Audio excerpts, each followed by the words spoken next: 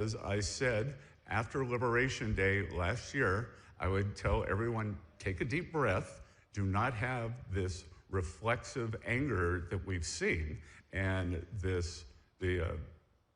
bitterness. Why don't they sit down, wait for President Trump to get here and listen to his argument? Because I think they're going to be persuaded. Yeah, if I could, on the Supreme Court today, you went to a Supreme Court hearing. Why shouldn't Fed Chairman Jerome Powell go? Yeah, I am a political appointee, and Chair Powell is not.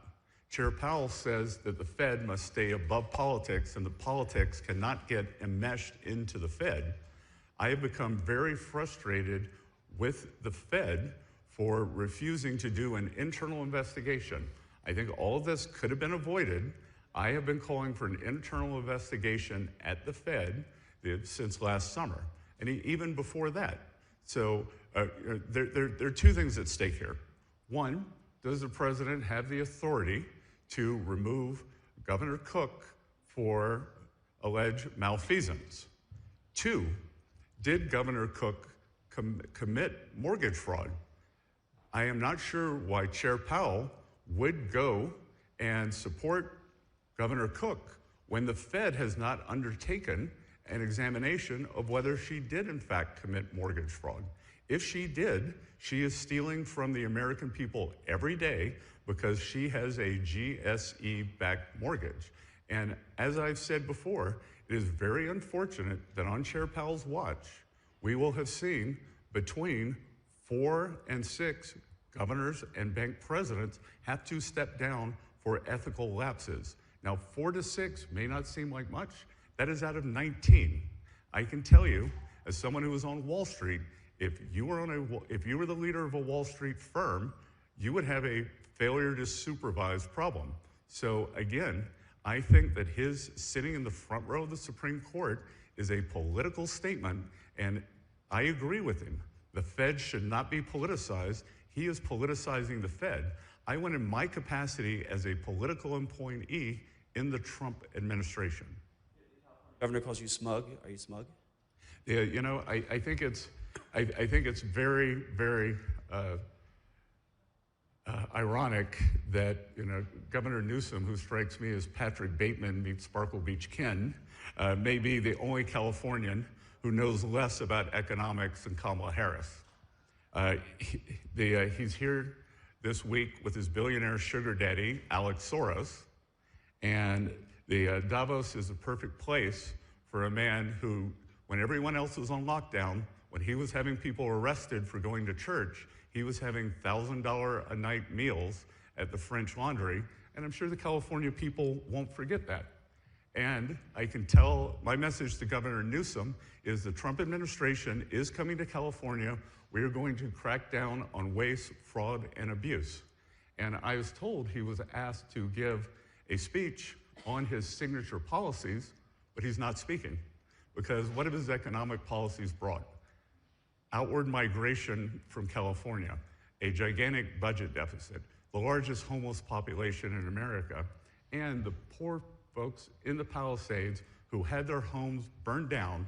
He is here hobnobbing with the global elite while his California citizens are still homeless. Shame on him. He is too smug, too self-absorbed, and too economically illiterate to know anything. Thank you very much. Let me know if you need any further clarification. And that goes for all of you, if you need any more clarification on that. Next question, please, gentlemen. Second row with glasses, name and outlet, please. Thank you. Good morning, Jamie Keaton, Associated Press. Thank you, Secretary, for coming to see us again. Yesterday, the S&P 500 dropped more than 2%. Gold and silver hit new highs, and the European Union Commission President Ursula von der Leyen said that U.S. tariffs over Greenland were a mistake, and President Macron has mentioned the use of the EU's anti-coercion measures. All after you said, as you've said this morning as well, that people need to take a breath over this situation.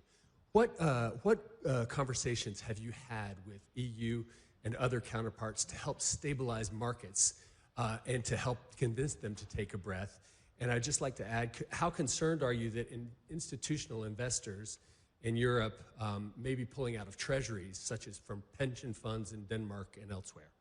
Well, the size, Denmark's investment in U.S. Treasury bonds, like Denmark itself, is irrelevant. That it's less than $100 million. They've been selling treasuries for years. I'm not concerned at all. Again, as Treasury Secretary, I see our Treasury auctions. We've had record foreign investment. And also, as I said yesterday, I think it is very difficult to disaggregate any of the noise around Greenland, around these inflammatory statements by President Macron, by President van der Leyen, from what we have seen in the Japanese bond markets. We saw a 6 standard deviation move in Japanese bonds, which has spilled over to other markets. And I've been in touch with my Japanese economic colleagues, and I'm assured that they will take measures to stabilize that market.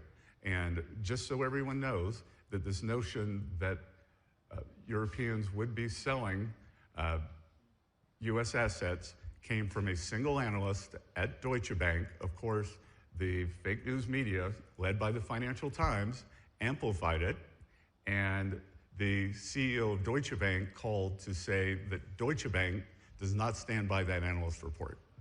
No comment, no contact from European officials at all? I'm waiting for President Trump to arrive, and that will be done at his level. Great, thank you. Let's take the next question, please. We'll move to this side of the room. Sir, right here. Name and outlet, please. Thank you. Thank you very much. Stefan Lanz, biggest news media of Switzerland, 20 minutes. Have there been, can you give us an update on the trade negotiations and tariff negotiations with Switzerland? Have there been talks already? Will there be talks?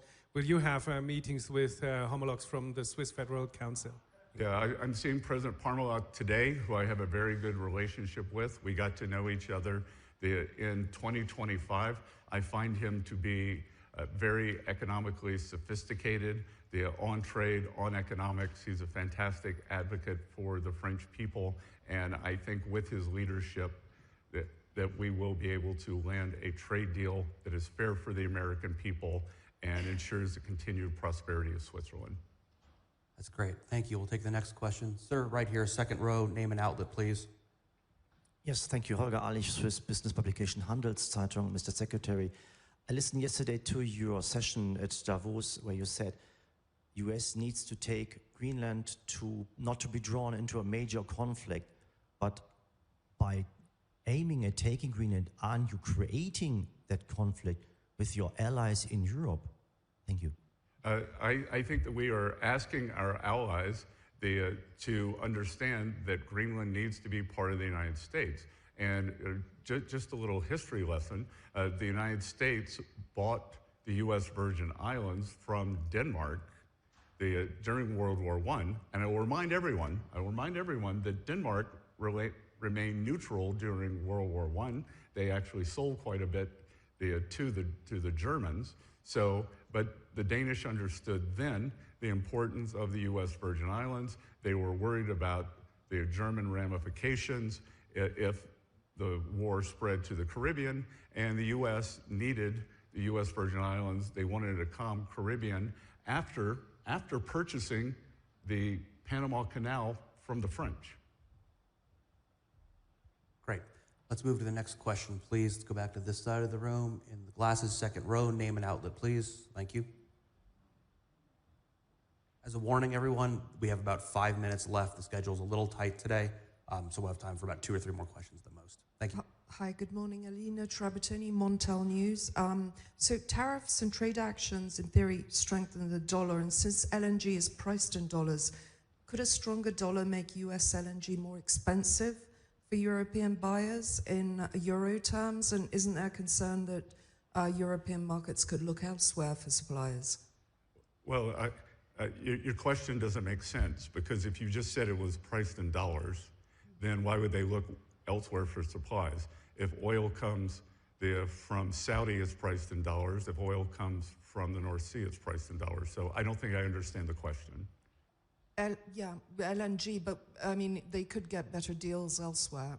Well, Because there's also- no, I think you're tripping on your own question. That there's a global price for oil, and the only way to get a better deal elsewhere is to buy sanctioned oil from Venezuela, sanctioned oil from Iran, and sanctioned oil from Russia. I will point out that the EU, 4 years into the Ukraine-Russia conflict, continues to fund the Russian war machine by buying cheap Russian oil. In 2018, President Trump warned the Europeans, do not build Nord Stream 2. Do not buy Russian oil.